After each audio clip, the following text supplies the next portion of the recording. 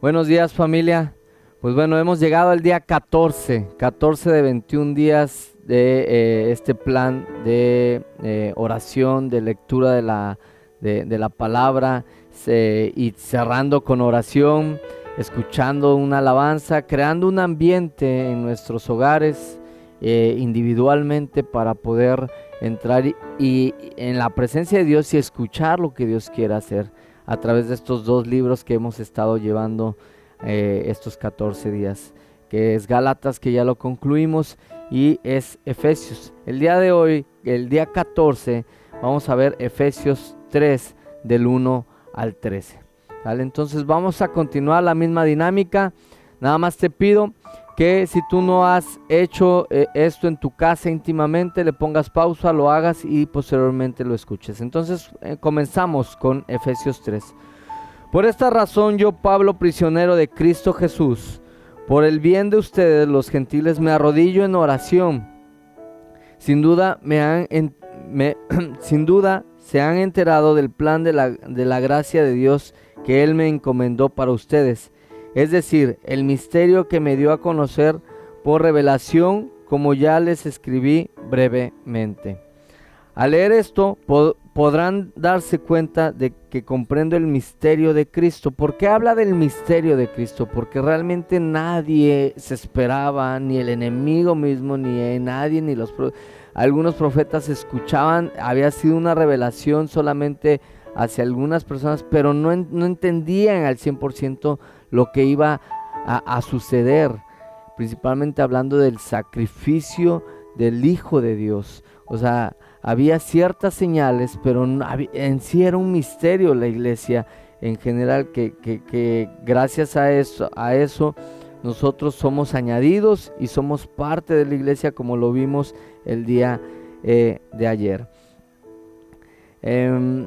Al leer esto podrán darse cuenta de que comprendo el misterio de Cristo, ese misterio que en otras generaciones no se les dio a conocer a los seres humanos, ahora se les ha revelado por el Espíritu a los apóstoles y profetas de Dios, solamente en ese momento. Es decir, que los gentiles son, junto con Israel, beneficiarios de la misma herencia, miembros de un mismo cuerpo y participantes igualmente de la promesa en Cristo Jesús mediante el Evangelio, que es uno solo, es un mismo pueblo, y eso se le llama iglesia. Que ¿quién es la iglesia? No es el templo, no es el lugar, sino somos nosotros. Versículo 7 de este Evangelio: llegué a ser servidor. Este fue el regalo que Dios me dio por su gracia, conforme a su poder eficaz. Aunque soy el más insignificante de todos los santos, recibí esta gracia de predicar a las naciones las incalculables riquezas de Cristo y de hacer entender a todos la realización del plan de Dios, el misterio que desde los tiempos eternos se mantuvo oculto en Dios, creador de todas las cosas. Wow, o sea, es algo que es espiritual y se destapó con Cristo Jesús. Ahí fue donde se destapó. Había algunas señales, había cosas más.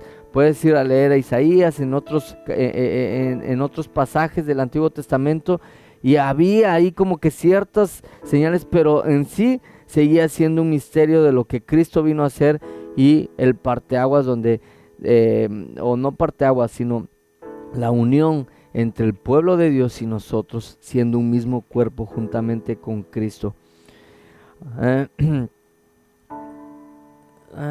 Continuamos leyendo en el versículo 10. El fin de todo esto es que la sabiduría de Dios en toda su diversidad se dé a conocer ahora por medio de la iglesia. Ese es el misterio era la iglesia, ¿sale? A los poderes y autoridades en las regiones celestiales, ¿sale? Todo el tema espiritual es como que toda la responsabilidad cae sobre la iglesia. ¿Quién es la iglesia? Ese era el misterio, la iglesia. Que a partir de que Jesús, o sea, el enemigo estaba enfocado solamente hacia el pueblo de Dios, y era el ataque.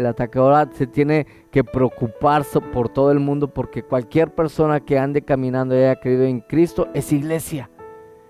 Y no va a poder hacer absolutamente nada, conforme a su eterno propósito realizado en Cristo Jesús nuestro Señor.